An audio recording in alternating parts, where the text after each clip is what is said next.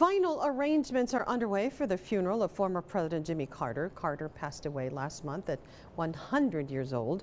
While he only served for one term, for many, Carter made a lasting impact and is remembered for more than just his presidency. For one El Pasoan who was invited to Carter's inauguration by the president himself, the legacy of the 39th president is very personal.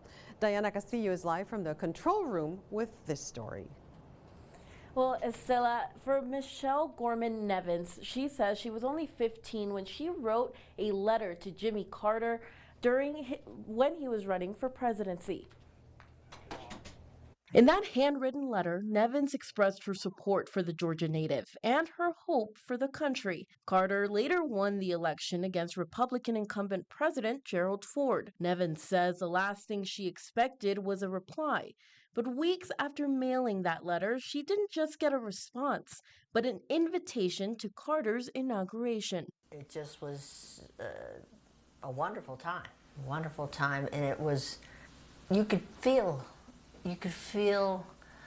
it in your heart. You could feel the change that was coming, and that was part of what Jimmy Carter wanted. He talked about making a difference, allowing you to dream again. You know, I love that about him. Nevins says that experience allowed her to meet important political figures of the time and inspired her to make a difference.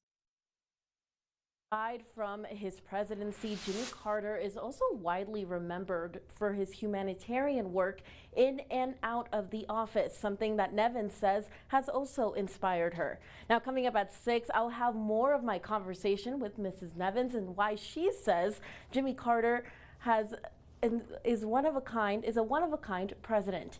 In the control room, I'm Diana Castillo, KTSM 9 News. Okay, Diana, thank you. And Jimmy Carter will be honored with a state funeral at the Washington National Cathedral, where President Biden is expected to deliver a eulogy.